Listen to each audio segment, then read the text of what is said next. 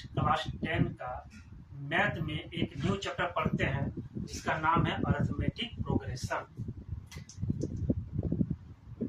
Arithmetic progression. इस arithmetic progression को हम लोग शॉर्ट में एपी भी कहते हैं। इसको एपी भी कहा जाता है।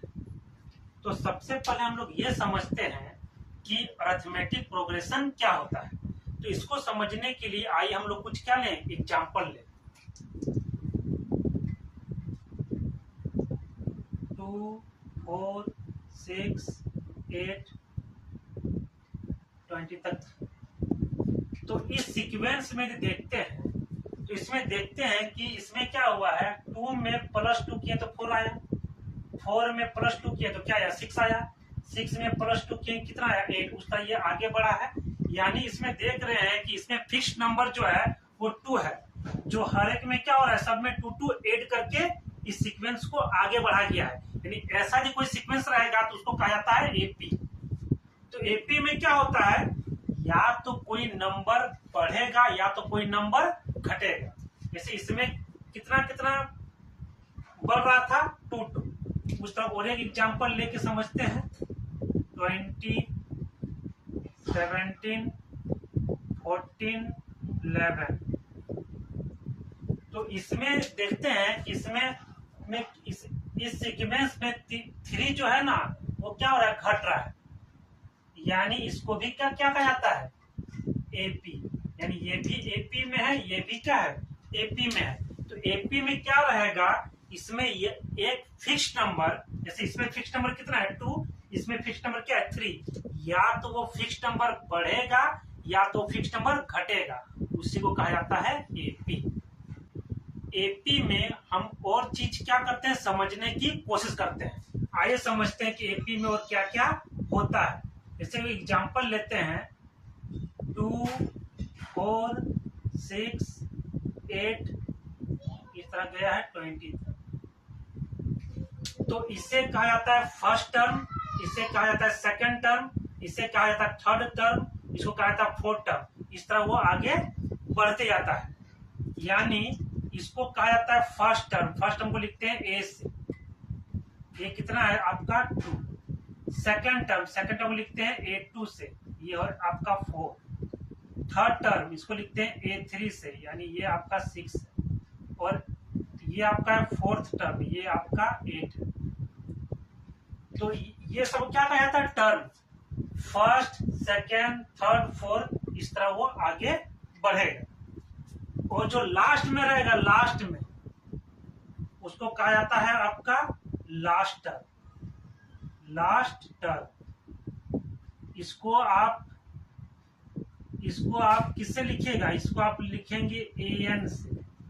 किससे लिखना है, लास्ट टर्म को एन से। आपका एन आपका कितना है 20।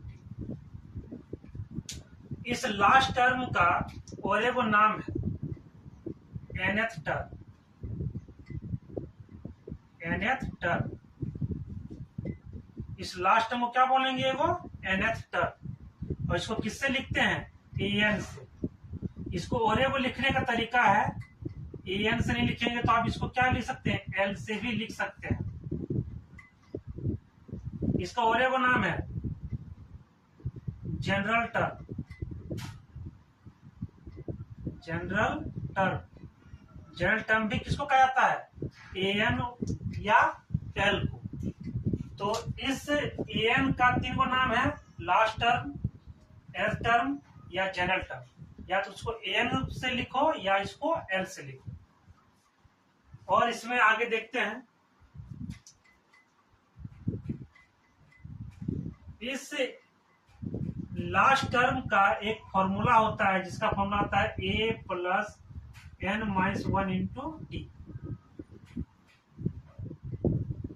ये आपको क्या है, लास्ट टर्म का फॉर्मूला है।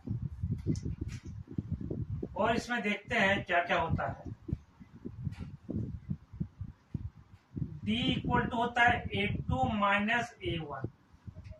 ये d क्या है, d कैसे निकलेगा, तो ये 4 में से 2 माइनस करेंगे तो कितना आएगा 2। 6 में 4 माइनस करेंगे तो आएगा 2। 8 में 6 माइनस करेंगे तो भी क्या आएगा 2।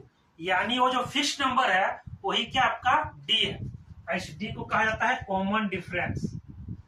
इस डी को कहा जाता है कॉमन डिफरेंस।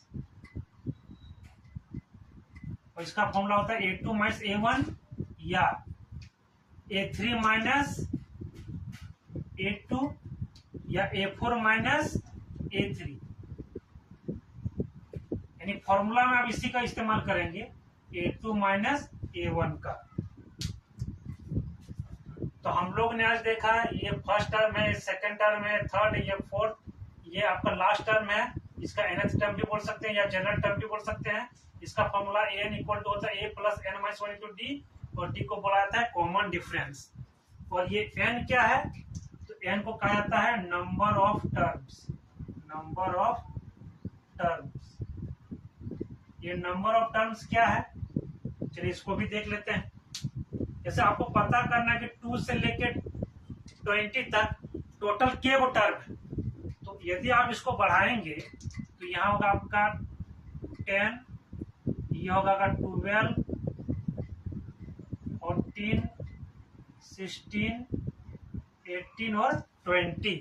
ये देखा जाए तो कितना है 1 2 3 4 5 6 7 8 9 10। यानी यहाँ पर n का वैल्यू कितना है 10 है। तो क्या हर सीक्वेंस को क्या गिन के देखेंगे, नहीं। उसके लिए क्या है, एक रूल है। इस रूल से इस्तेमाल कर हम लोग करेंगे और पता करेंगे कि टोटल टर्म के वो होता है। तो चलिए इसको निकालते हैं कि n का वैल्यू यहाँ 10 कैसे आएगा। तो हम लोग जानते हैं कि an का फॉर्मूला क्या होता है a plus n minus 1 into D.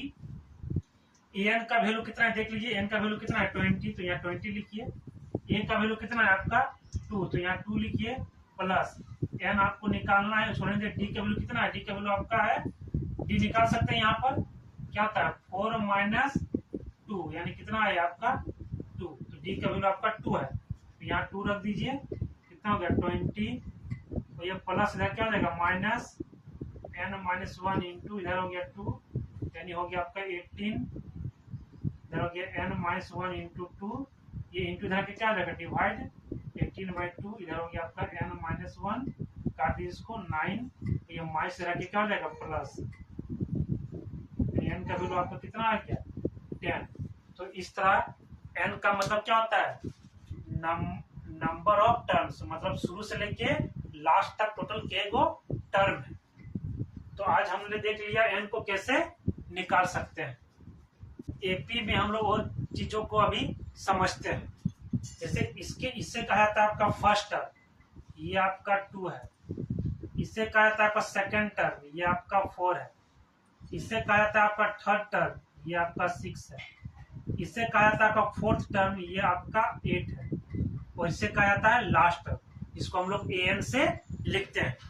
तो इसमें हो क्या रहा है, इसका वो नया फॉर्मूला बनाइए। जैसे A2 है तो A2 को लिखेंगे, यहाँ पर A2 को लिखेंगे a प्लस डी, क्योंकि a का वैल्यू रखेंगे और d का वैल्यू रखेंगे तो यहाँ कितना आ जाएगा आपका 4 आ जाएगा। यहाँ करके आप देख सकते हैं A2 यदि लिखते हैं a प्लस डी, यानी a का वैल्यू आपका 2 है और d का वैल्यू आपका 2 है, तो 2 कितना होगा 4। यानी A2 को हम लोग इस तरह लिख सकते हैं। उस तरह A3 को लिखेंगे a प्लस, यहाँ 3 है तो क्या लिखेंगे 2 और d लगा देंगे। उस तरह यहाँ लिखेंगे फोर्थ है, यहाँ a और 4 में 1 घटा देंगे 3 और d यहाँ पर लिख देंगे। यानी A4 को हम लोग a प्लस 3d बोल सकते हैं, A3 को हम लोग a प्लस 2d बोल सकते हैं और A2 को हम लोग a प्लस d बोल सकते हैं। तो यहाँ हम लोग किए क्या है, यहाँ 4 है तो इसमें 1 घटा दिए 3 और इसमें d को सटा दिए। यानी इसी तरह ये फॉर्मूला हो गया 1 घटा के और d सटा के।